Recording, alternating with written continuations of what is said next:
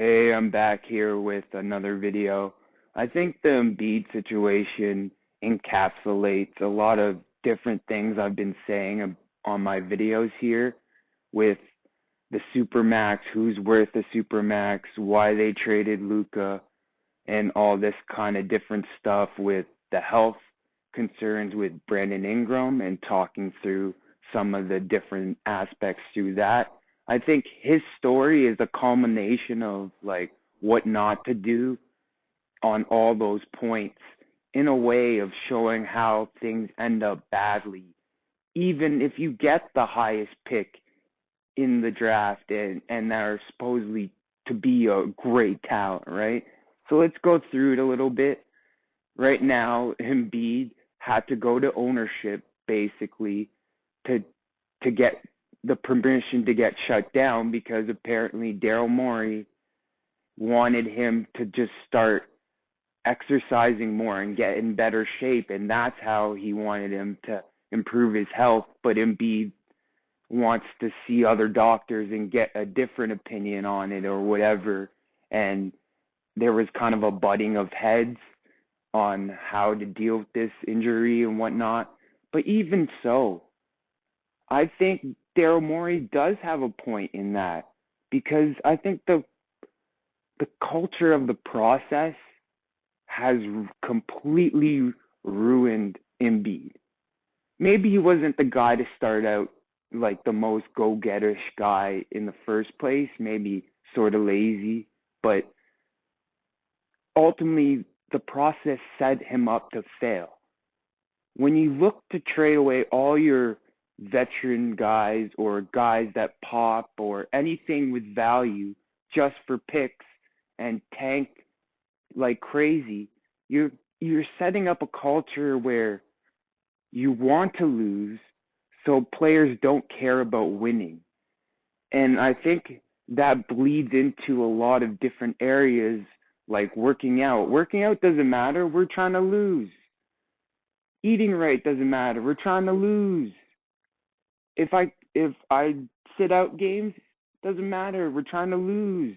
Like that attitude bleeds into the first couple of years of a player. Like the first couple of years are so important. And I think that's why Luka got traded. He's not a guy to like lead and build the next type of players that are really going to be championship pieces, right? He's not one of those type of leadership guys, right?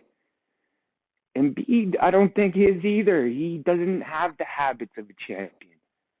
Habits make champions, and I think ultimately your first couple of years and how you come in the league, leadership matters on the team because you need to be held accountable to how to be a pro, right? These kids are coming out of schools and whatnot and all these different things, right? And they're really young, 18 years old, 19, 20, very young kids, and they need guidance. So I think, obviously, what I was saying before, which players are worth Supermax, the ones that can help and mold and shape players and be like an MVP type of player. Because I think games played matters too.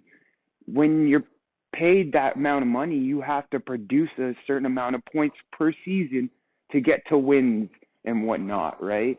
There's a metrics, there's a whole bunch of formula stuff I'm not going to go into, but ultimately, if Embiid has missed 50% of his games because his workout routine and his diet isn't up to shape and he keeps getting injured,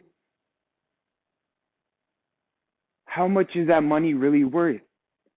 How much did you get out of that Supermax, right? So I think like Luka maybe in the future might start to have health problems based on his diet and workout routines because as the body ages, you have to keep it in tip-top shape in order to still maintain that level that you were early 20s. Like, you know what I mean? Sort of when you're younger. So it's a lot of different things, but it's about the culture and the way you set it now with the tighter salary cap, you need to get the value out of every player. You need to get max value. And I think speed is just a symptom of shown of waste potential based on the team culture. And I think that's it's it's so important now, especially. All right, thank you. Have a good one.